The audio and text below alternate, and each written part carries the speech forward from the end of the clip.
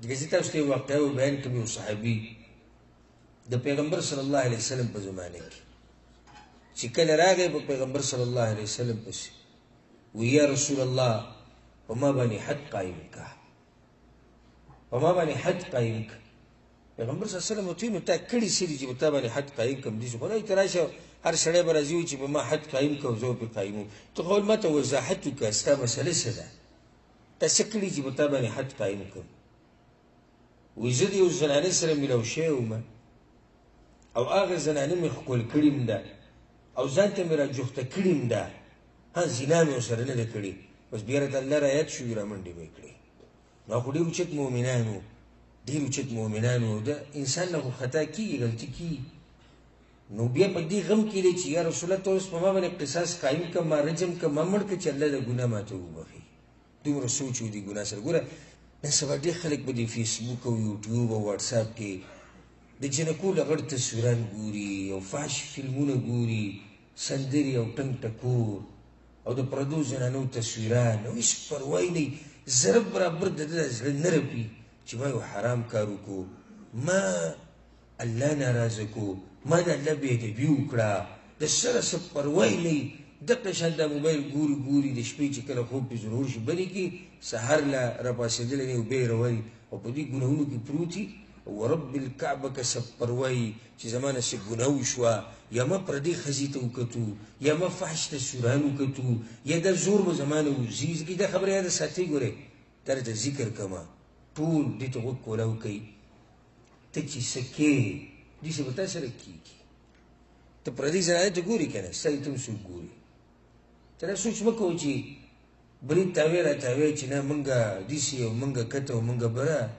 او زموږ زنانو ته څوک نشي کتی او زموږ زنانو ته څوک څه نشي ویلی چې ته د چا د زنانه قدر نه کوې ستا د هغې هم څوک قدر نه کوي ځکه علما دا خبره بیانوي وایي کوم سړی چې زنا وکړي په ده باندې قرض پاتې شو او دا زنا که دی وایي چې زما په کور کې خو څوک جنین نشته چې څوک ورسره زنا وکړي نو څنګه به دا قرض مانه خلک اخلي وایي ستا د دې دیوال نه به دا قرض واخلي ستا د دې کور د دیوال پورې به څوک چې دی ځان راکاږي او دا به یو قسمه زنا ستا د کور سره وکړي خو دا قرض به درنه اخلي دا نه پاتې کېږي نو خبره مې دې پورې کوله چې دا صحابي په دې ګناه کې واقع شو اوچت مؤمنان دي الله ورته رایاد شو رامنډې کړي د پیغمبر صلی الله علیه وسلم خواته وی یا رسول الله داسې کار مې کړی دی خو حد راباندې قایم کړه مړ مې کړه چې الله راته دا ګناه وبخي پیغمبر صلی الله علیه وسلم غلی شو چې اوس په تا باندې څنګه حد قایم کړو حد قایمول دا خو په هغه سړي دي چې هغه زنا کړي دا خو زنا نه ده کړې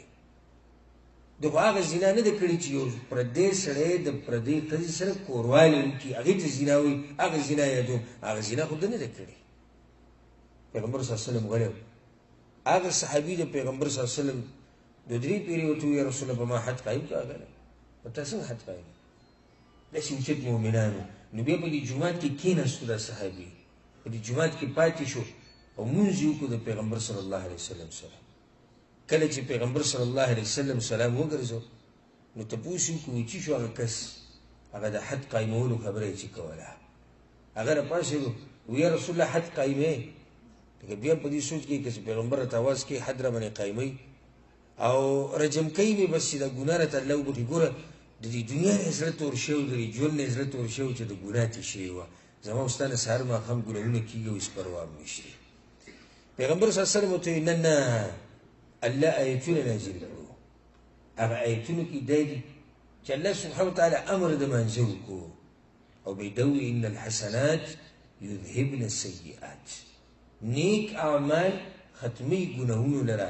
نو بیا ورته پیغمبر وایي تا خو موږ سره لمونځ وکړو ویو یا رسول الله لمونځ مې وکړو وایي دغه شان نیک عمل ستا د ګناه ختموي د دې دپاره صحت نشته چې زه په تا باندې قایم کړم یو پردۍ زنانه ښکلول یو پردۍ زنانه سره لاس میلاوهل یو پردۍ زنانه ځان ته رانږدې کول په دې دې صحت نشته چې د نه سر ووایه یا د نه لاس پرې کړه یا د نه کوړې ورکړه خدې به کوي سره سړی اوس پیمانه دی ګناه یې کړې ده وایي نیکو اعمالو له دې زور ورکړي الله ورله ګناه ختمه کړي دې دپاره ما دا خبره شروع کړه چې کله تاسو د الله بندګي ډېره کوئ که نه تاسو به خبر هم نه یې الله به د ګناهونه ټول څه کړي ابدله ختم دی او جمعات کې دنه یو سړی اوس وخت ډېر تېری منځو کې بیا ناسته اذکار کوي ځان له قرآن تلاوت سهار منځونه به تلاوت کوي ماسخوتنې تلاوت قرآن کوله وکړو مازدیګرې قرآن کوله وکړو او په دې کې د ده ژوند تېرېږي یو ورځ به داسې راشي چې الله به د دغه عمل په دوران کې مړ کړي همدغه عمل په دوران کې به دې ساه واخلي نو آخرنی عمل به د دنیا نه څه شي هغه به یو نیک عمل شي که تاسو دا غواړئ چې زموږ اخره خاتمه په ایمان شي نو نیک عمل له زور ورکوئ او د بدو اعمالو نه ځان لرې ساتئ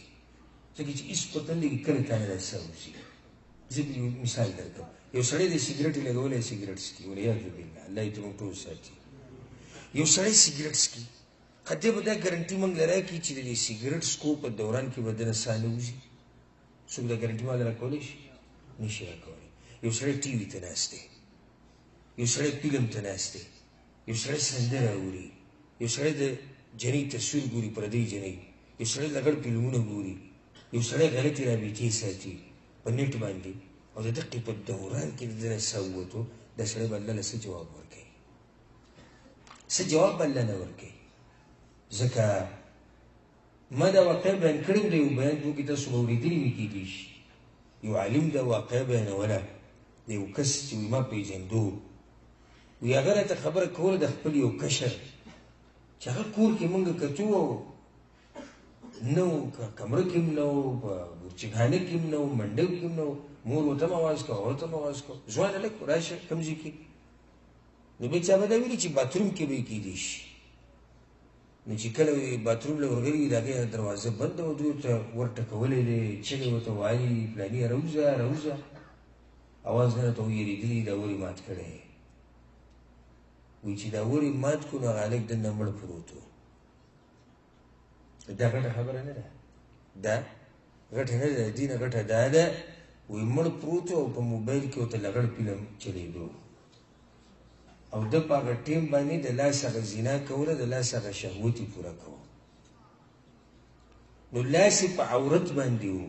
دې حال باندې سړی مړ پروت و وایي لاس یې په عورت باندې و او لګېدلی ورته په موبایل کې فلم و او پروت په باتروم کې و اوس دا یو خاتمه ده یو سړی به دا وایي نه نه نه په ما داسې حالت نه راځي دا ته څه وایې په تا داسې حالت نه راځي ته چې دا کومه ګناه کې تا ته څه پته دی چې دې منځ کې به ته مړ کېږي که نه مړ کېږي یو سړی یو ګناه کې اخته دی او الله ترې ساه واخېستو دی به الله له څه جواب ورکړي که یو سړی د الله بندګي کوي او مړ شي الله اکبر لکه مثال به د ذکر کړم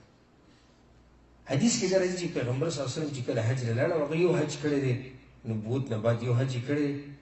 او هغې ته څه ویل کېږي حجة الوداع د دې حج په دوران کې یو سړی د اوښ نه راولید یو صحابي او د اوښ بیا په لته ووه مړ یې وکړو مړ شو هغه نو پیغمبر صلی الله علیه وسلم صحابه کرامو ته وویل دی په ده ته احرام کې کفن کې یا بل کفن به ورته نه اچوئ او سر به ولم نه پټوئ او خوشبو به هم نه لګوئ صحابه کرامو یا رسول الله ولي فانه یبعث یوم القیامة ملبیا دا سړی به د قیامت په ورځ راپاڅي او دا خپل عمل به پوره کوي د ده ته راغلی او تلبیه ویله که نه لبیک اللهم لبیک لبیک لا شریک لک لبیک نو کله چې اسرافیل په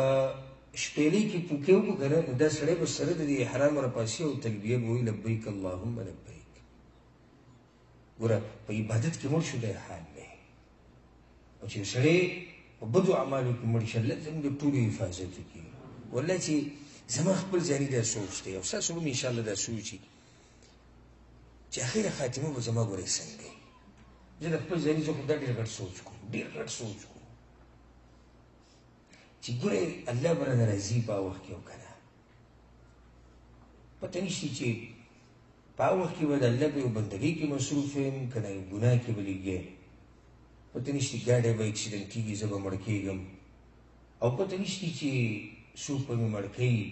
او پته نشته چې خوب کې به مړ کېږم پته نشته هارټ اټیک کې به مړ کېږم ډېرې د سوچ خبرې دي دا ډېرې غټې د سوچ خبرې دي او څوک دا نشي ویلی چې په ما دا مرګ نه راځي راځي به په هر چا به راځي خو څنګه به راځي دا یو سوال دی که تاسو دا غواړئ چې اخره خاتمه دې په ایمان شي او دویمه د مرګ دا سخته د باندې اسانه شي د مرګ د سخته نو څه به کې نیک اعمالو له زور ورکوي نیک عمل کوه الله به درته د ځنکدن هغه سخته هم اسانه کړي د ځنکدن ګوره ډېره لویه سخته ده ګوره ډېره لویه سخته ده ځکه عمرو بن العاص رضی الله عنه د یو لوی صحابي دی مشهور صحابي دی مشر صحابي دی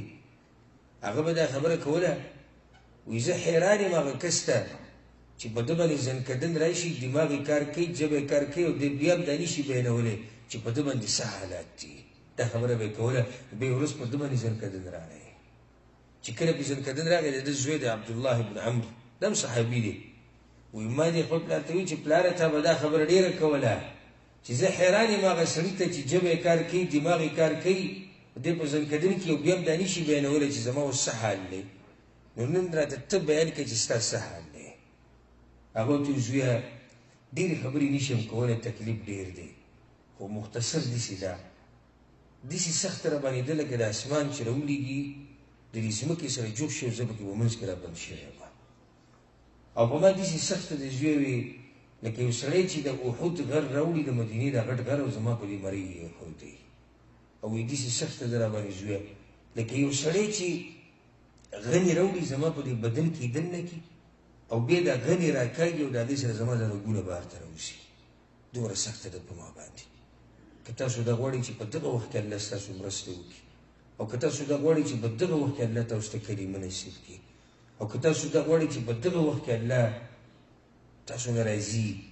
د نیکو اعمالو له زور ډېر ورکوي د الله بندګي سهار ماښام کوئ الله به ته د هر څه اساني